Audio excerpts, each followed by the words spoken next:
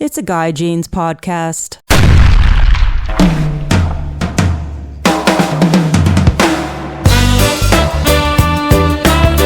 Hey, you guys, welcome to the podcast. This is your host, Guy Jeans. Thank you for listening to my podcast. My podcast is growing like crazy, and I really appreciate all of you guys listening to the podcast. Today's guest is Dagur Gudmundsson, and he is from Iceland, and he's a guide over in Iceland for Atlantic salmon and sea-run brown trout, as well as other cold water species over there in Iceland. And then he spends the summers there guiding, and then he comes over to the central coast of California and guides carp and warm water species, as well as he guides in the surf. He's also a fly tire, fly inventor, designs flies that are for bass and carp and for the surf. And he's very well known in the fly fishing industry as one of the innovators for a fly that he's going to talk about on the show. And before we get all into that, you guys, please like and subscribe on my YouTube channel. And please write a review on Apple Podcasts or wherever you get your podcasts. It really helps the podcast grow. And so really appreciate that, you guys. The YouTube channel is growing like crazy, and it's really appreciated.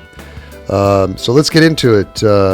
Here we go with Dagur Gudmundsson.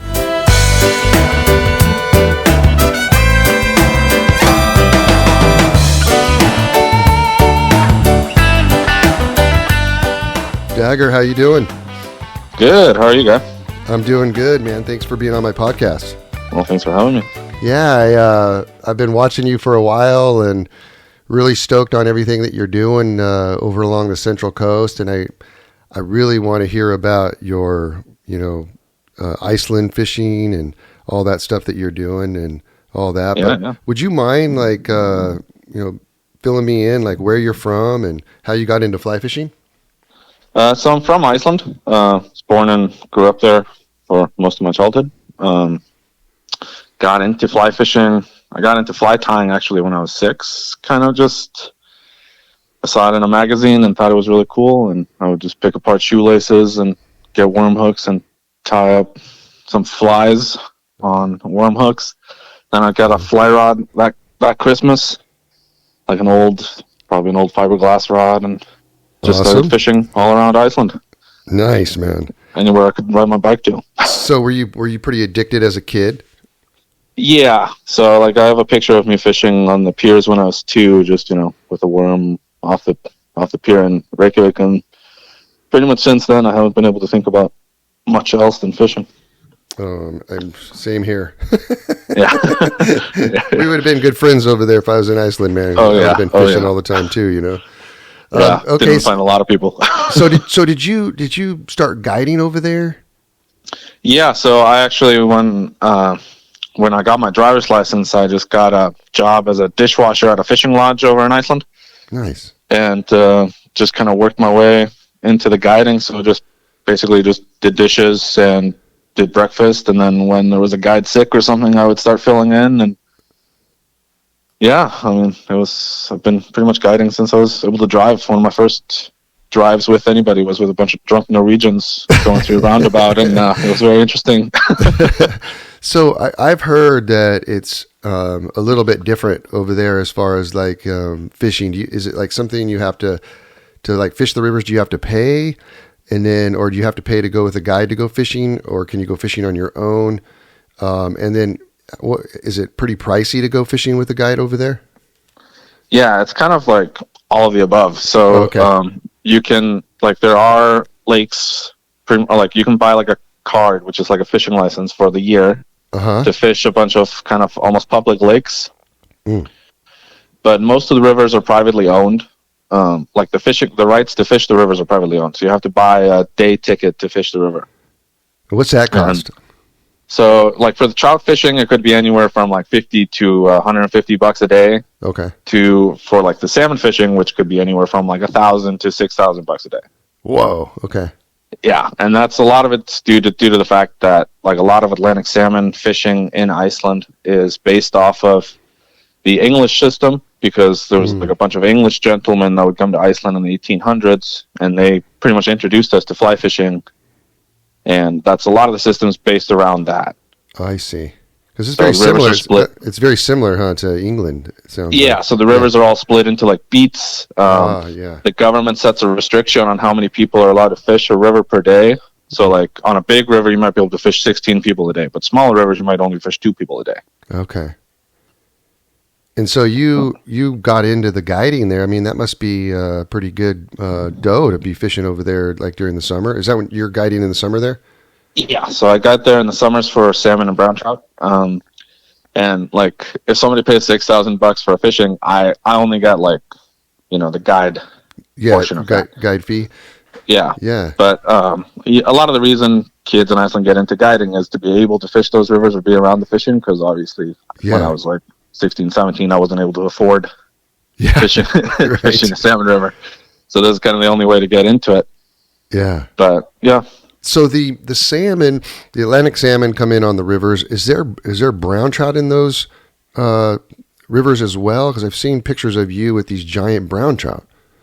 Yeah, we have a lot of brown trout. So and brown trout are native to Iceland. So we have like every river has its own almost individual stock of brown trout, or like that's evolved to that river. Right.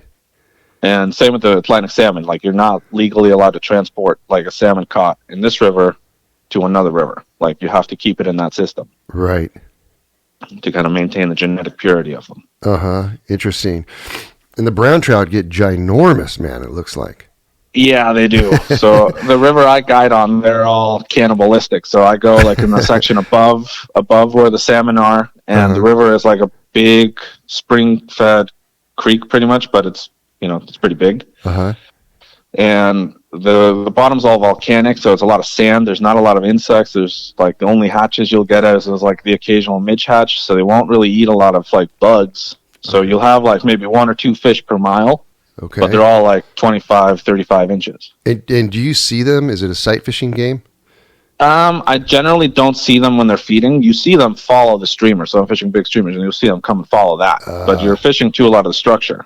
Okay. In the smaller rivers, you can spot them, stalk them, and almost like New Zealand style. Yeah. But so when you go on a guided trip and you're fishing for brown trout, is that something you guys are targeting, or you just accidentally catch them? Is that something, because if there's only 2 fish per mile, I mean, you got to cover a lot of water, right? Yeah, so that's just that one river. But like if we do a lot of other, like we do guiding for like sea run brown trout, very popular. So they're kind of like steelhead. Yeah. And they're coming into the rivers, and we're catching them fresh out of the ocean, and then you can catch, if you hit a run of fish, you can catch like 10 of them, 20 of them if you get lucky. Right. And then a lot of the smaller streams, we have a lot more brown trout, which are like more productive insect-wise. So you get caddis hatches, midge hatches. Okay. In the summers, is it the season's kind of the same as the States? Is that why you're here in the wintertime? So like the Atlantic salmon season starts kind of, early to mid-June. That's when the fish start running into the rivers. Okay. You can start fishing for trout around April 1st, but most of the good trout fishing starts around May, when it starts properly warming up. Yeah. And then by, end of September, most of the salmon rivers have closed down, and then all fishing in Iceland shuts down by October 20th. So I head over there, mid-June, and then I'll be back in the States around the end of September. How fun, man. What a great way to change up things, going from... Yeah, I can't complain. That's awesome, man. So when you guys are fishing for the Atlantic salmon and the brown trout, can you explain like how you're fishing for the salmon and the brown trout, like in some of those like sea run brown trout rivers and stuff? Yeah, so a lot of the Atlantic salmon fishing in like the bigger rivers is very similar to like swing and flies for steelhead. Okay. But we'll use everything like early season when the fish are fresh in out of the ocean. You're using a lot of like bait fish imitation or like shrimp patterns, just because that's what they're remember from the ocean. Yeah. But like their stomachs will close up in the river, so they can't eat. Mm-hmm. But they do, unlike the Pacific salmon, they will actually, like, a lot of them will survive the winter and spawning, and they'll go back out to the ocean, and then we can catch them again the next year. Oh, interesting. But that means that once they've been in the river for a long time, they get less likely to want to chase those bigger flies. So by like late August, September, we're swinging really small, like 16, 18 style flies that are there just to annoy them. And the way I like to think about it, it's like a midge in your face. Yeah. And it gets really annoying, so you want to swat it away, and salmon don't have their hands. They have mouths. Yeah, yeah. And the brown trout fishing, like the sea run browns, it's pretty similar. So once they're fresh out of the ocean, they will pretty much hit anything that resembles what they were eating in the ocean. Mm-hmm. And once they've been in the river for a longer time, they will actually eat in the river. So much like a steelhead, you will get them on dry flies, you'll get them on nymphs. When the weather's bad, you can catch them on bigger streamers. And then they start behaving more like a resident brown trout. Yeah. And the brown trout, they will get really old. So like you'll catch... because the water's so cold in Iceland, their growth rates are super slow. Yes. So you'll get like a 10-pound brown trout is about 10 or 15 years old. A 20-pound brown trout's 20 plus. Like they're really old, and you'll see scars on them from 10 years ago.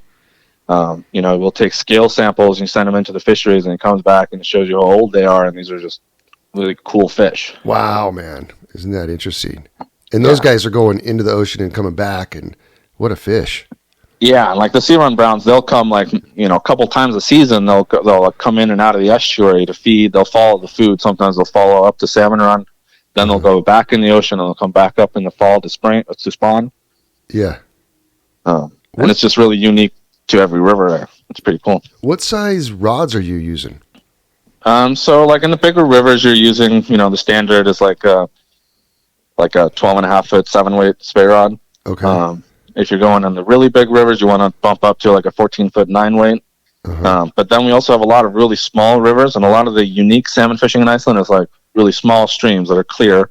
And there we're using like a 4 or 5-weight, and we're like riffle hitching on the surface, which is like when you're skating like a tube fly on the surface. Okay. Interesting, man. Yeah. How cool. So if we were to go on a trip over there, where would we go to? Like, where would we fly into? So you fly into Keflavik, which is the only international airport in Iceland. It's about half an hour from Reykjavik, which is the only city in Iceland. Uh-huh. And then from there, it just depends what you want to do. If you want to get into the smaller rivers, you go to the west coast. If you want to go into the bigger, more glacially fed rivers, the south coast is great. And the south coast is really where you get most of the big brown trout, the sea run brown trout. Yeah. Then the north of Iceland and the east of Iceland is a lot of fjords. So it's these big, like glacially carved fjords, and like the rivers are really wild, rough, really young. Uh-huh. The really cool thing about a lot of Icelandic rivers is some of them just pop out of the ground because the whole island is like a sponge because it's just lava. Yeah. So you'll be standing there and you'll see water coming out of the ground everywhere. And a lot of the rivers don't have they're not old enough to have like formulated riffle run pool structure. So a lot of it's just like ledges in the lava or like a hole. So a pool might look normal from the top, and then you look underwater and it's like ankle deep to the middle, and then it drops down and you can't see the bottom, and then that's only like 3 feet across. Wow, very cool. So you fly into that city, and what's it like there? I've never been there, and I know I probably almost 90%, if not more, people have never been to Iceland that I know. Yeah. So, what's it like there? I mean, like when the you go, culture? Yeah, the culture and stuff.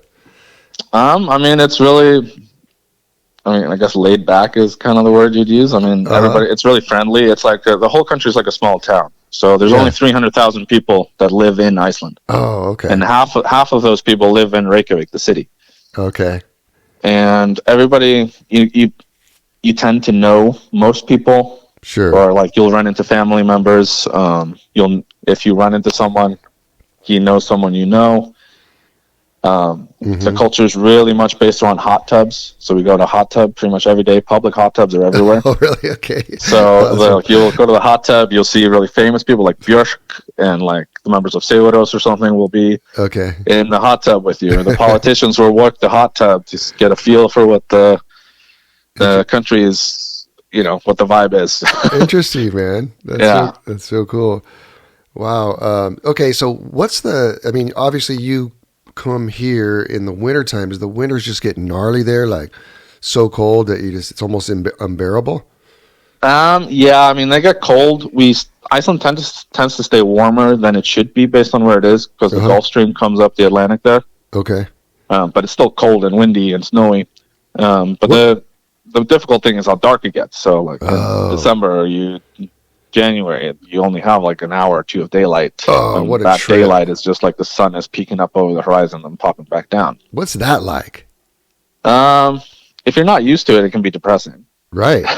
I mean, but people tend to be very festive around Christmas time, I guess. So like everything is very like, everything's taken to the next level. Like there's lights everywhere. There's parties every day.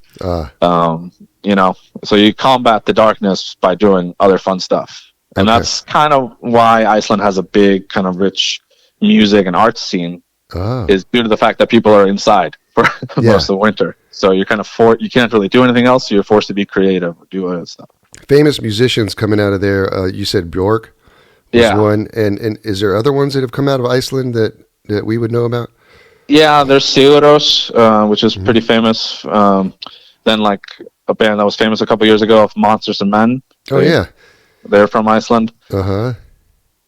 And then there's some famous actors and stuff too. And there's a lot of Icelandic music that's kind of permeated through, you know, American culture too. I love it, man. I love that music. Okay, so you come over here during the winter over there, and you're basically here like spring, like the spring, or actually the winter, and then the spring, and then the fall, basically, right? Yeah, like I'm here through from like end of September through mid-June. Okay. Yeah. And so, and which is like super mild compared to there during. It's like balmy, huh? For you. Yeah, I mean, we just had like a bad storm yesterday here, and it's like we get storms like this over the summer pretty regularly in Iceland. Yeah, right. Okay, so you come over here, and what do you guide here and where? So I guide on the Central Coast. So I'm based out of San Luis Obispo County. Yeah. So a lot of my guiding is in the lakes around here for carp, bass, and trout. Yes. And then I do a lot of surf guiding up by Morro Bay, south end of Big Sur. Yeah. And what are the lakes that you're guiding on? I know San Antonio is a big one, right? Lake San Antonio is probably where I spend most of my time, just because of the size of it and the carp. And the carp. Yeah, no, man, I love the carp. I got to get up there and go fishing, man. I mean, the carp fishing looks amazing. It's a pretty special place. I mean, we've had dry fly fishing all winter long there right now, and then come like March, they're tailing in the flats. Yeah, and that'll keep going all the way through October, and then back. You get into November, and they start feeding up top again. So cool, man. And how did you find that fishery and the carp fishing there? How did you come to guide for carp, especially? I was just looking for carp. Yeah. So I walked pretty much when we moved out here. I walked a lot of the lakes just to kind of, and like one of the first experiences I had fishing in America was I showed up at the lake and I had no clue what I was doing, and I started seeing these huge fish rolling around. Yeah. And I was like, I want to catch those things. Right. Absolutely. So like I walked all the lakes in the area just looking for carp, and I feel like I've walked the shoreline of every lake around here. Yeah. And San Antonio just it's a really special place. I mean, it's cool because there's not a lot of traffic there. It's kind of remote-ish. Yeah. And it's a big lake. It's very varied. So like if you change up basically a mile where you go, you find a different fish, they're doing different things, different structure. Stripers are there too, right? I don't think there's a lot of striper left in there. Okay. The drought kind of killed off a lot of them. Okay. But it used to be a huge striper fishery. So it used to be very popular to go out there and fish for striper. Okay. So mostly is there largemouth in there? And there's largemouth, there's smallmouth. Nice. And then they just started planting trout in there. So okay, any crappie in there? There's a lot of crappie actually, big crappie, and in the springtime you can go catch a ton of them. You talk about walking the lake and stuff like that. When I first started carp fishing, I was doing the same thing on Isabella, man. I was just walking around. Like the river would blow out, the current would blow out, and I'd be walking around. I'm going to catch those things. Yeah. And no one was doing it, It was so cool. It was so cool. It is really cool. Yeah. I mean, for those listening who have never done it, definitely go check out the carp fly fishing. If you have a local lake by you, or, definitely go up and fish with Dagur as well, man. That would be awesome. Some of the pictures you're showing me too of them, on the surface, and then, in the sand on the shore. I mean, it looks amazing. Yeah, it's pretty. I mean, I love those fish. They're just so fun because the visual aspect of it. They're smart. They've got the biggest brain of any freshwater fish. Yeah. They seem like they communicate. Yeah, like you for sure. spook one, you'll spook like all of them down in a line. Yeah, yeah. They leave like a scent behind if you spook them to warn other fish. They fight hard. I don't know what's not to love about them. Right. Oh my gosh. So what else are you guiding over there? You're on the surf as well? You're doing it in the surf? Yeah, so I do a lot of like morning trips for surf perch mostly. We do get some striper down here, but not many. Okay. And let's talk about your flies. The flies, let's go back to the carp. And how did you come up? I know you've developed some flies for carp as well. And how did you come up with some of the patterns that you've come up with? Like for carp, a lot of it's just, you're trying to match the hatch. So, I mean, you kind of judge how they're feeding, what they're feeding on. Mm-hmm. And then you want a fly to basically imitate both the action of the food item that they're feeding on and the kind of general silhouette. They tend to not be as picky as trout on like if you do 3 thread wraps, they won't, deny the fly because of that. But if the fly doesn't sit correctly on the surface or sit correctly on the bottom, they will reject it because of that. So a lot of the flies will incorporate foam to like lift the back of the hook up or back of the body of the fly off the bottom. Yeah. Like a clam. So a lot of the food item the carp are feeding on at San Antonio is clams, especially when the lake was lower. Yeah. And clams don't move, along the bottom, which makes them very hard to present a fly that way. Especially for trout fishermen. Exactly. You drop the fly and you leave it there. So you kind of need the fly to like lift up off the bottom and catch their attention that way without providing too much movement to spook them, if that makes sense. Yeah, absolutely. And then for the dry flies, like one of the first times I saw them rising in the middle of winter, and rising carp we call klooping carp, they were feeding on midges, and they feed on midges all winter long here. And when I first saw that, I just threw on like a size 18 Griffiths gnat, cast that thing out there, and the first thing that happened was I broke the leader. And then I both beefed up the leader, cast that thing out there, and the second thing that happened was the hook bent out. So you need to I needed to find a way to make like a midge bodies on bigger hooks that would still imitate those smaller sizes, and sometimes you can get away with like a midge cluster imitation. Nice. But a lot of it's just trial and error to match the hatch. Yeah. And are you using like 6-weight rods where you're at? I'm mostly using a 6-weight. Yeah. Yeah, 6-weight. Yeah. Awesome, man. How fun is that, huh? It's a ton of fun. They fight hard. And so what about like some of the colors that you're using? Is it matter on some of the colors at lakes that you're fishing? Or just I think when they're eating off the bottom, the color tends to matter more. Mm-hmm. So like with the clam imitation, so you definitely see like when you use a certain color of chenille for like a clam feeding tube, which looks like a worm, like a San Juan worm body off of a clam. Uh-huh. They tend to go for the bright reds, the bright pinks, more than like a dull gray or a green color. And that can change on the season. But for the surface flies, I think because they're silhouetted against the sky, the color doesn't seem to matter as much. Mm-hmm. So I try to make them as bright as I can on the top so I can see them. Yeah. Because when they're feeding on top, sometimes you're making much longer casts, so like 50 to 70 foot casts at a carp. And if you can't see that fly, you have no idea if he eats it or not. Do you think that the carp in San Antonio are different than, say, another lake? that has carp in feeding wise, or do you think you could use the same flies in another lake doing basically the same presentation? My feel for it is that carp tend to be just a little bit different at every lake you go to. Like I found when I went to Isabella, I need to downsize more than I needed to at San Antonio for like the clam imitations or the damselfly imitations.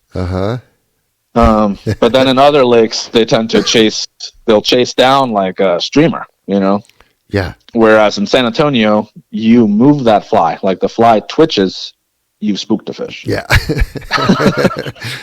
Dude, I had one of the best carp dry fly fishing experiences I've ever had in Montana. In Montana? In Montana, yeah, on the Bighorn Lake. Oh yeah, I've heard about that. Yeah, it was unbelievable, man. We were fishing trout, of course, and then one day we went up and we fished up there on the lake, and it was all grasshoppers, man, on the surface, and it was just epic. It was so good, and the fish were big, but you could spot the fish and then cast to them, and then they would come over and eat it. You know, it was just It was. I told the lodge that we were at, I'm like, that was better than the trout fishing, man. He's all, really? I'm like, oh my God, it was epic. Yeah, it was something that will be a great memory for sure. Oh yeah, carp eating hoppers that's cool. I mean, does it get any better? I mean, God. No. Let's talk about your incredible looking bass flies that you tie, man. I know that you tie like a pattern. Maybe you can explain to people what it is, but you know, it's like multiple fish, like a tube, and what it's called. And did you come up with that, or how did that all come about? Yeah, so I have like the Sweet Home Alabama, I call it, which is it's like a school of bait fish. So you might have seen in like conventional bass fishing, they have Alabama rigs. Yeah. Which are these massive kind of harnesses of wire and flash and baits, pretty much, which you could never cast on a fly rod. And it's always been hard to imitate that on a fly rod. Yeah. And you'll see fish like bass, especially like stripers, white bass, you know, spotted bass, they tend to like concentrate on chasing schools of bait fish. So if you want to draw out fish when you don't have a school of bait fish, you are kind of out of luck with a fly. Yeah. Just like a single one. So I started making them on tubes about 6-7 years ago. So the tube is basically just like the middle structure of the fly to hold it all together. And then I have like 4 teaser arms off of it, which are just on mono. Yeah. And there's basically hookless shanks that just like imitate like a school of bait fish. And then I have one hooked fly in the back that's a little bit bigger and a little bit more attractive to the fish. Because when a fish chases a school of bait, they tend to go for the bigger, easier prey, which is usually in the back, and it moves a little differently than the rest of the school. Yeah. And I make those from like, 4 to 6 inches up to, 12-inch flies. And with the tubes, you can stack them on top of each other. So if you want a bigger school, you can, put 2 tubes together and then a hook. Oh, no way. Really? That's awesome. Yeah. And it means that, so like with like a 12-inch fly, when you're casting them, they tend to spin in the air. Yeah. So with like the bigger ones, I'll tie them, like you'll have one small tube through the middle, then like basically a smaller or like a wider section of tubing where I tie the whole Alabama rig onto it that sits on that tube. So that thing will spin without spinning the leader. So when you're casting it, it eliminates the line twist. Oh, okay. I get it now. Awesome. Yeah. And I mean, how long does that take you to make, man? I've got it down to where I can knock out the small ones in, like 30 minutes each. Oh, awesome. Okay. But like the bigger ones, they'll take me an hour. Yeah, for sure. And they're I mean, obviously, you can't sell those for like cheap either. They're you have to sell those for what I'm looking. It's like $45 or something, and $65. I charge a lot for them just because well, it takes a long not time. My full-time gig, and like I want people to have them, but like it also needs to be worth my time, and nobody else is really selling them. So they aren't, huh? No. Is that something that you came up with too? Yeah. That's awesome, man. Yeah, that's really cool. I'm gonna have to get some of these. And fish them, in Isabella over here. Yeah, they're really cool, and like I get customers who send me photos of where they catch fish on them. Like John Sherman took them down to Colombia to fish for Dorado and got like a 35-pound Dorado that they've been trying to catch all season on that thing. Awesome. And then like, you know, I got people who take them to Florida for snook. I had some guy fish them, like catch rooster fish on them down in Baja. Like people use it for steelhead and brown trout, and Yeah. and it's cool. Yeah. You don't want to get that thing snagged, man, and lose that thing. No. Dang it. I'm diving That'd down. be to a get lot of tears. Yeah, for sure. And other species too, right? I mean, it looks like you can get them, you know, a variety of species with that. Oh yeah. Right? I mean, I think on the last count I had, like, there was at least 22, 23 species that have been caught on that, from what I've been told, like from clients. But so like cool. I've caught carp on it. Like carp have come and chased that thing and eat it. You catch surf perch on it. I've had steelhead come and hammer that thing while I'm fishing for bass. It's Oh, really? That's cool, man. So it says on your website that you're American Carp Society official guide. What is that? Is that like a society that you can get with, and they're like, hey, you want to be a guide for?